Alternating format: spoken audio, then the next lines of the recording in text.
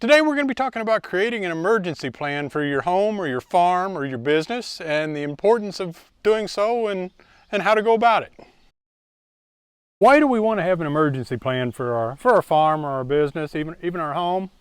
Well, first of all, as you can see, we're at the site of a farm where a tornado just occurred a few days ago. Our Purdue research shows over the years that 1 in 9 farm families experiences a farm injury that requires medical attention every year. Couple that with natural disasters like a tornado or high winds, fires, other types of disaster or emergency situations.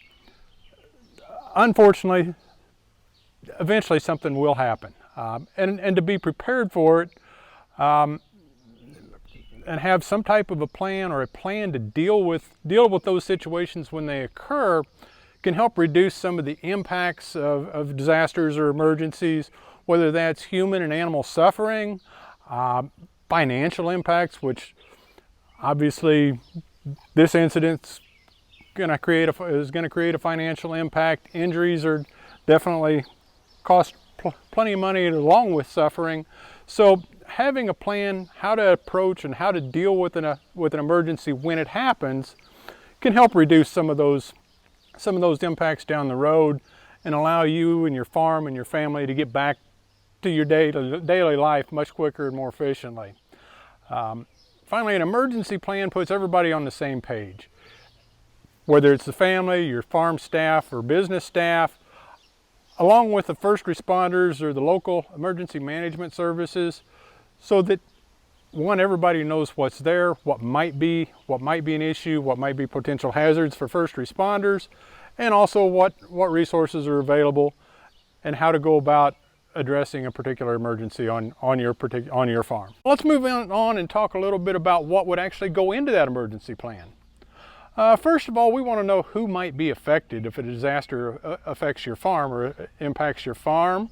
And that would include a listing of any owners, family members, employees, regular guests who might typically likely be on the farm or in the area in the event of an emergency. That's also a great time to take account of anybody that might have special considerations, such as a disability that might impact how a rescue or an emergency response might be conducted for that particular individual.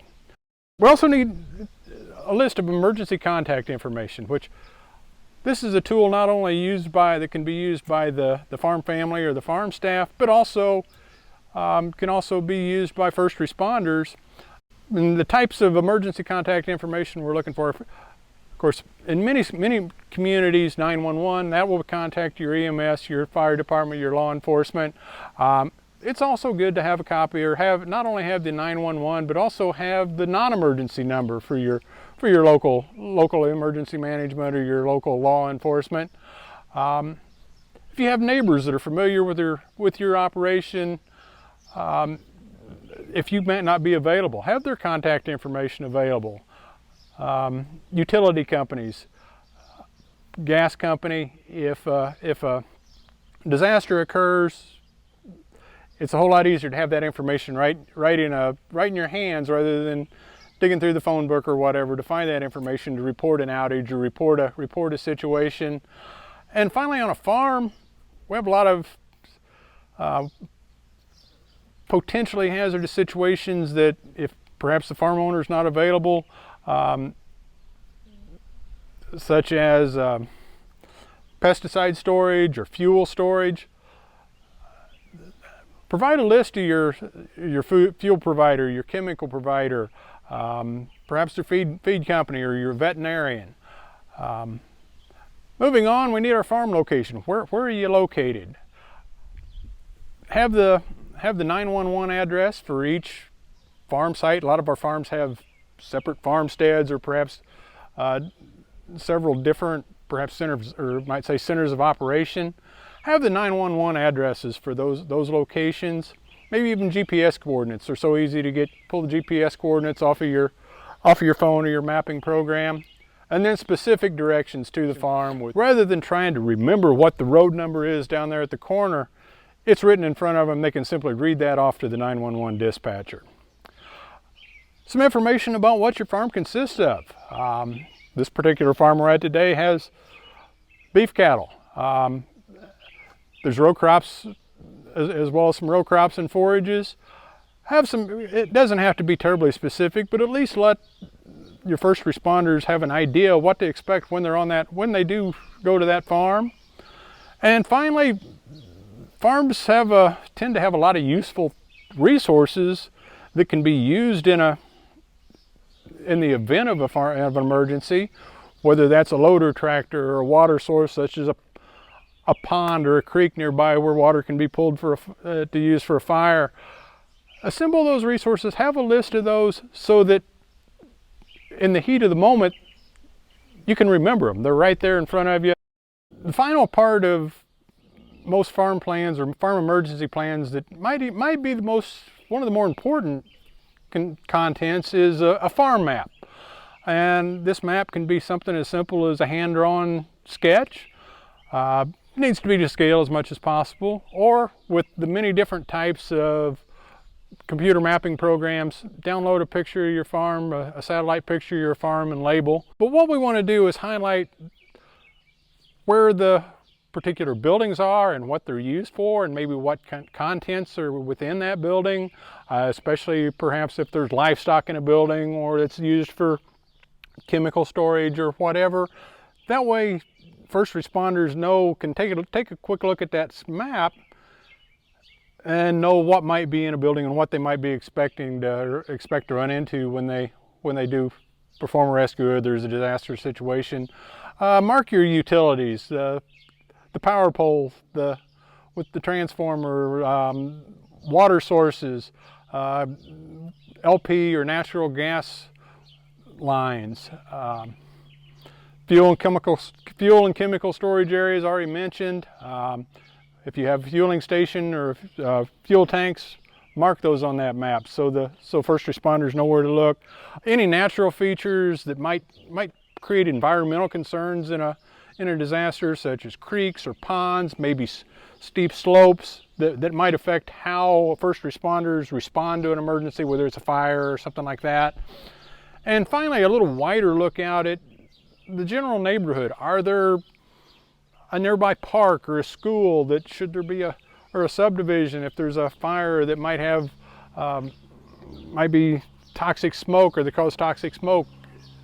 Is there somewhere downwind that might be affected? That can all be marked on that farm map. Another thing we recommend, it might not exactly be part of your farm emergency plan or your farm map, but it goes right along with what we're doing, is conduct an inventory of your farm. I would call it a video inventory. Take pictures of your facilities. Take pictures of, say, inventory with your crop storage, your crop facilities, your livestock. Not necessarily to be used as part of the emergency plan, but perhaps just as importantly, can be used in the event of a disaster. For insurance purposes, you can provide your insurance agent those pictures to document what was there before that incident happened. Include that. Go ahead and include that with your emergency plan. This is a good time to also mention that some insurance companies actually provide a small discount for those who have some type of a plan or a document that for an emergency plan.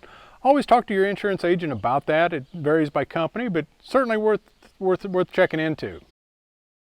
Finally, we'll close out.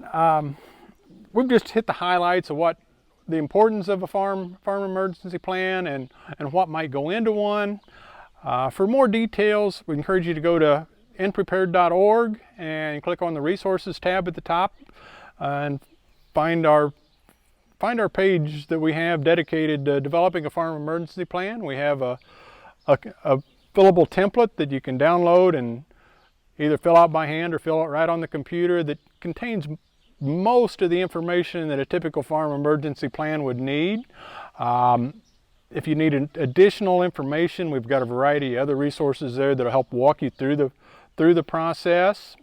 Encourage you to take your whole family to be involved in the process and just take some time and go through the template, fill it out for your farm. If you have questions or need further assistance, don't hesitate to email us at in-prepared@purdue.edu or contact your county extension educator for assistance as well.